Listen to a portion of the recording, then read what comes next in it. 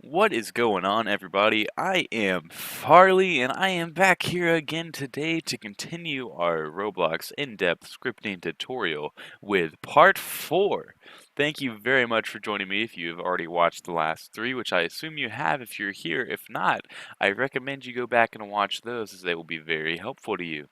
Alright, so today the topics we'll be covering is primarily tables, which are, I cannot even stress how important they are, but just immensely important. Along with that, we'll be covering a third type of loop, the repeat until loop.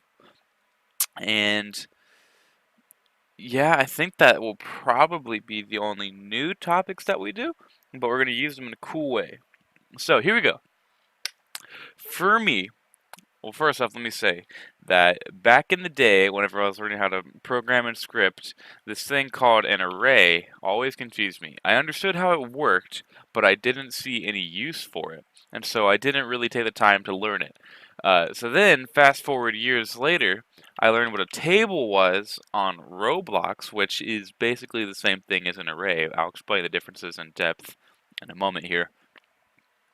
But it took me a long time to really grasp what the advantages to having an array or a table or a dictionary were. But let me just say to you right now that you might not see the usefulness of them. Hopefully you will whenever I give you the example that I'm going to give you. But even if you don't, just trust me when I tell you it is enormously important to understand these concepts. Alright, so a table is defined with two curly braces like this, okay? A table is typically going to be set to a variable. So local my table equals this. So that is indeed a table. It's an empty table. Um, so the whole point of a table is to store multiple values. So you know you have your array, which is the cup that stores your value or your liquid, okay? Think of a table or as an array as a cup holder, okay? So like the ones that give you at McDonald's or whatever, where there's 4 little drinks inside of there. The 4 drinks inside of the cup holder are variables, and the cup holder itself is the table. So, to show you this, let me just show you a few examples. So, local, here, let's rename it. Local string table.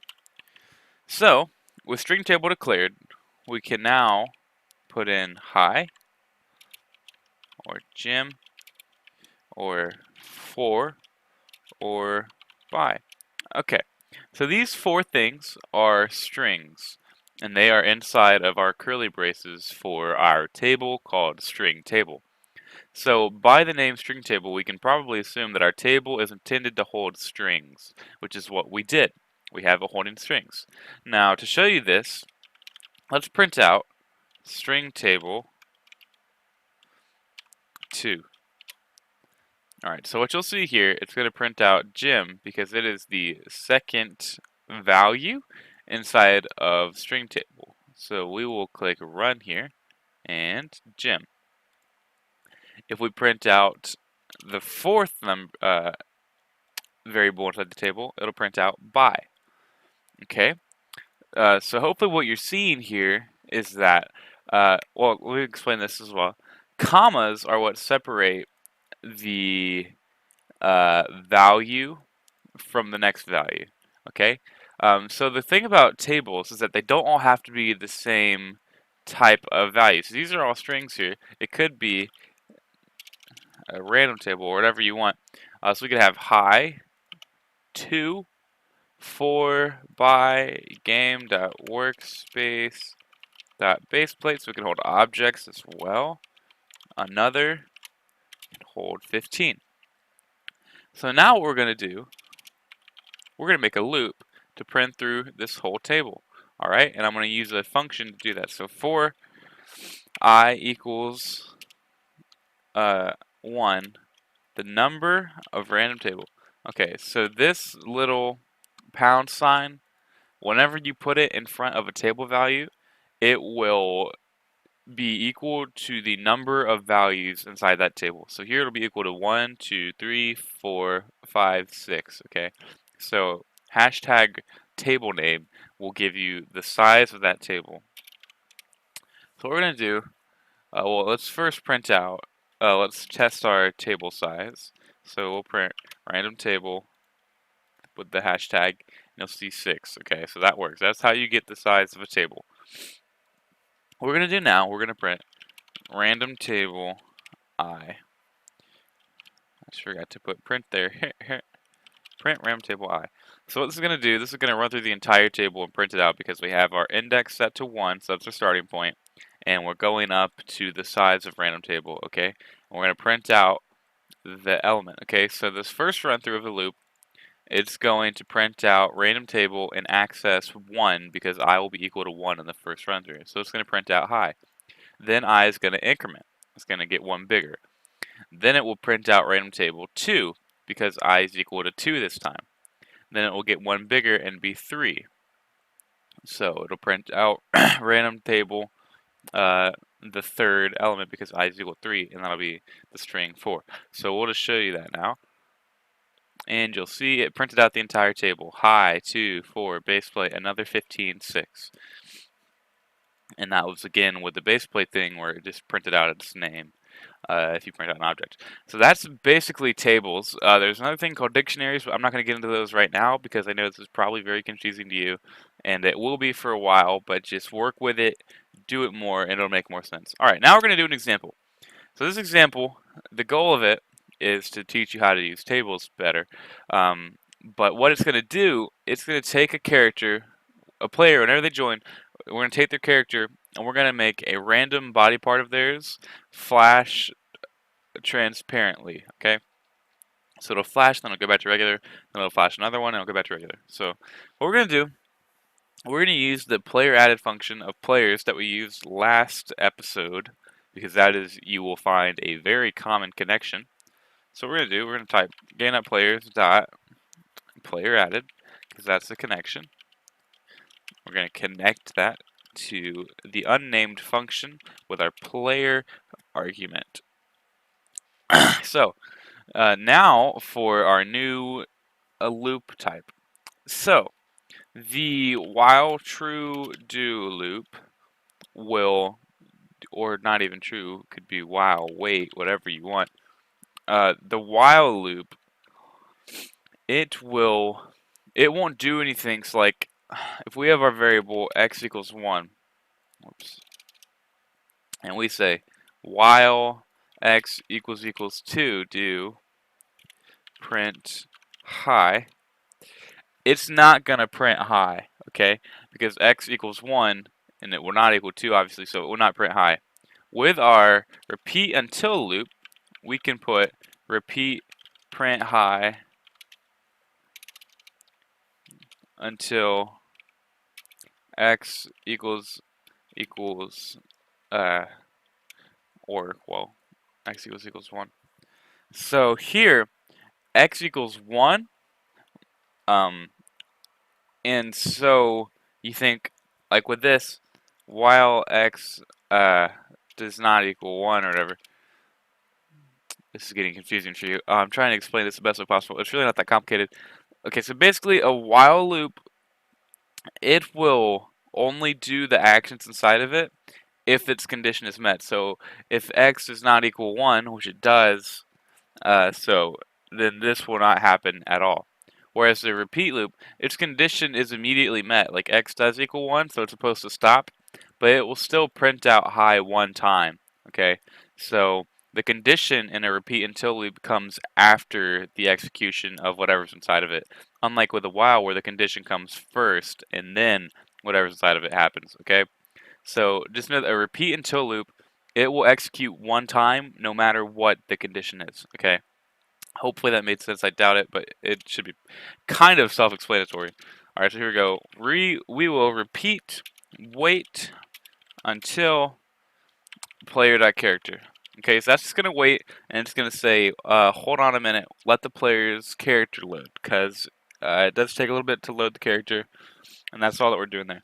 So now we're going to set local char equal to player.character. So our player is this guy in here. Okay, so we have our player's object that holds our player with our backpack, our starter gear, our player GUI, and all that stuff. Our character is our player's actual model, this thing inside of workspace. Okay, so whenever you call player.character, this is your player that joined the game. This is the character where you can actually edit your avatar. All right, so just showing you the difference there. So we're setting a variable equal to our avatar in workspace. Local char equals player dot character. So now we're going to create a table, and we're going to set that table called limbs equal to chars GetChildren. This is a new function, GetChildren, that we have not done before. Whoops, just char, not chars. Char GetChildren. So what this is going to do, you might be able to guess, it's going to get all the descendants of char. So this is char. Whenever we call the GetChildren function on it, it's going to fetch all of this stuff, okay? Because all of these things, their parent, right here, you can see them, is equal to player 1, which is char right here, okay? So inside of that table, limbs here, inside of that table, we have all of these items, okay, scripts and all that. However, we only have 7 parts, but we don't want this part, so only 6 parts, okay? So in this table, which we can print it out, for I equals 1, number of limbs do, print limbs I. This will show you every thing inside of there. So you can see it's just equal to all of those things that I just showed you, okay? So that has a lot of extra stuff that we don't want, so we're just trying to make the limbs be transparent, not transparent. So GetChildren, the function, returns a table, okay? So if we call local limbs equals char GetChildren, this is the same thing as saying local limbs equals, with those curly braces, like char.head, char left arm, char.animate, and just all of those children that we saw inside of there, okay? GetChildren does all that for us so that we don't have to manually type in all of it, okay? So GetChildren returns a table. So this is now a table with all of the children of player 1's avatar in workspace. So what we actually want to do here, we're going to make a while true, actually a while wait do loop. So people used to do while true do a lot, but then it kind of became more popular to do while wait do, since it just saves a little bit of space. But you'll see that pretty often. So while wait do, what we're going to do, we're going to repeat, actually, no we're not, we're going to do this.